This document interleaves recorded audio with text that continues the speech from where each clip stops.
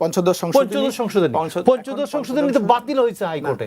Nahid ইসলামদের chapter তো close, আর জামাতের সাথে না গেলে ওই 6টাও পাইতো না। যে ডক্টর ইউনূস এইগুলোকে নষ্ট করে গেছে, যে পত্রিকা অফিসগুলি ভাঙচুর হলো, যে সাংস্কৃতিক প্রতিষ্ঠানগুলি ভাঙচুর হলো, সবগুলির মূল আসামি হচ্ছে এই যে নাহিদ, আসিফ মাহমুদ সজীব ভুঁইয়া। এইগুলি 15th অ্যামেন্ডমেন্ট নিয়ে বিচার বিভাগে কি হয়েছে, বিচার বিভাগের রায় কি হচ্ছে, সিদ্ধান্ত কি হচ্ছে, এবং এটা এখন পর্যন্ত কোনো আপিল হয় নাই অ্যাফিলিয়েট ডিভিশনে। ইন দ্যাট কেস এটা বলবৎ আছে সিদ্ধান্তটা, এবং যদি কেউ নির্দিষ্ট সময়ের মধ্যে আপিল না করেন তাহলে এইটাই সিদ্ধান্ত, বিচার বিভাগের সিদ্ধান্ত, এটা তাকে জানতে হবে। প্রথম কথা হচ্ছে কিসের পেন্ডিং আপনি আমাকে বলেন, যতক্ষণ পর্যন্ত হাইকোর্ট না অ্যাফিলিয়েট ডিভিশনে আপিল না হবে ততক্ষণ পর্যন্ত এটা বলবৎ। স্টিল আমাদের সংবিধানে শেখ মুজিবুর রহমানকে স্বাধীনতার ঘোষক হিসেবে রাখা হচ্ছে 150 অনুচ্ছেদে, এবং শেখ মুজিবের ছবি কিভাবে আসছে পঞ্চদশ সংশোধনী তো বাতিল হয়েছে হাইকোর্টে। পঞ্চদশ সংশোধনী এখনো ফাইনালি আপনি বাতিল বলতে পারেন না, এটা একটা পেন্ডিং ডিসিশন আছে কোর্টে। এখন এটা ফাইনালি বাতিল হলে আমি আপিল করব। আপিল করছেন তাই তো? না, বাতিল হয়ে আমাদের সংবিধান তো এখনো সংশোধন হয় নাই। আমাদের সংবিধান এখনো সংশোধন হয় নাই। হ্যাঁ, সেটা হচ্ছে কথা। মানে সংবিধানে যতক্ষণ সংশোধন হয় আমরা এটা চেঞ্জ করে শহীদ রাষ্ট্রপতি জিয়াউর রহমানের নাম অ্যাড না করছি ততদিন পর্যন্ত শেখ মুজিবের নাম এখনো রয়ে গেছে। ইন প্র্যাকটিস আমরা মানছি না, সেটা আরেক কথা, কারণ আমরা এটা মানতে পারছি না, কারণ আমরা সংসদে এখনো তো আছে। মানে হচ্ছে যখন সুবিধা হয় না তখন শেখ মুজিবুর 14 গোষ্ঠী উদ্ধার করে ফেলি, আমি সেটা বলিনি।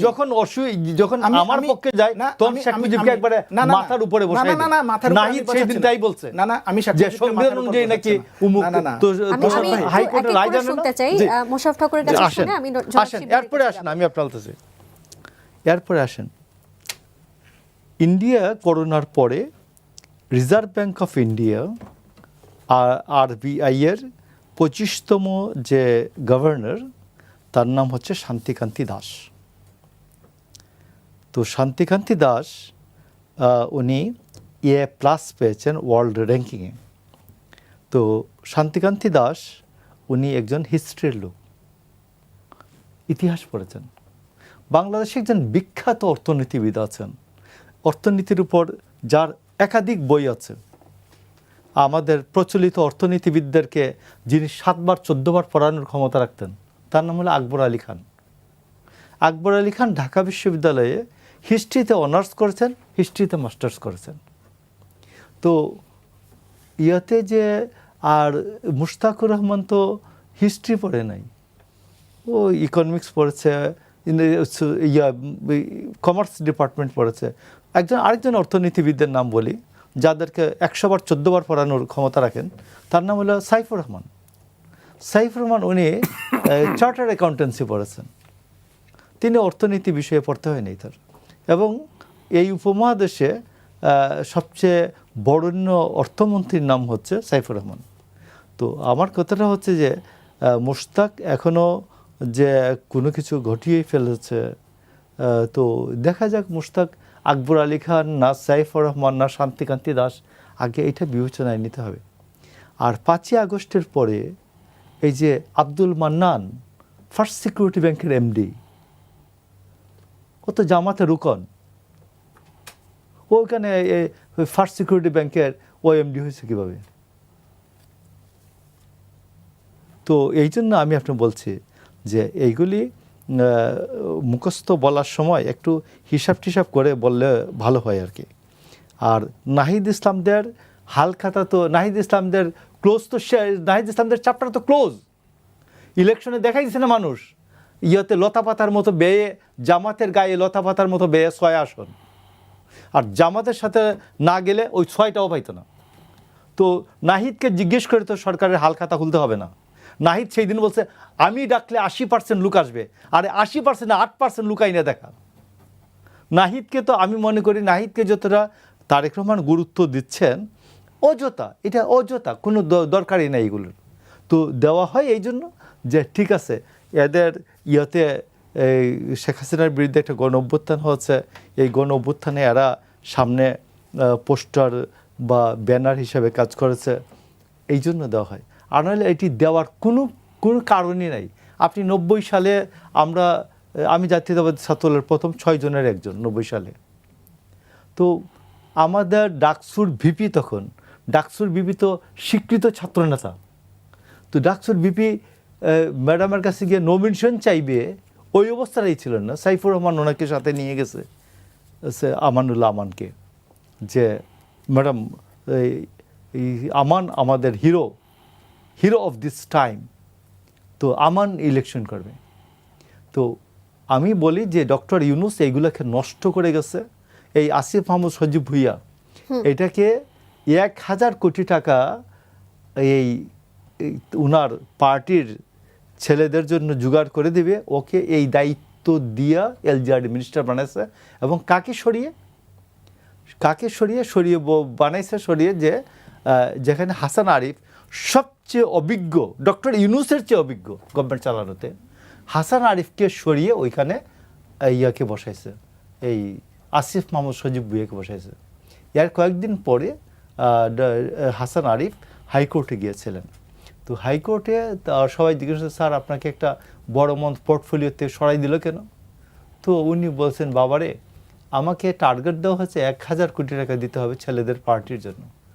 আমি উকিল মানুষ, আমি না হয় 2-4 কোটি টাকা বন্ধুবান্ধব আত্মীয় স্বজন ওয়েল উইশার এদেরকে ডাইকে বলতে পারি যে 2-4 কোটি টাকা ম্যানেজ করে দাও, 1000 কোটি টাকা দেবো কোথা থেকে?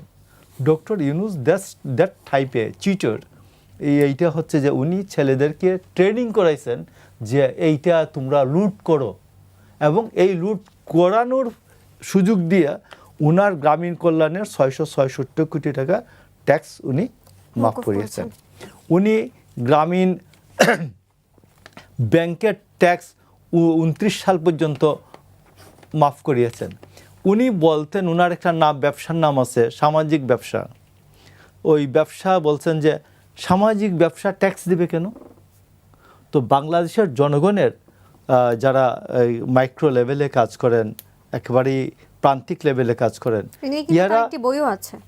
এরা বাংলাদেশের উন্নয়ন কার্যক্রমে অংশগ্রহণ করবে কিভাবে তাহলে ট্যাক্স না দিলে? তো এই জন্য আমি একটু বলছি।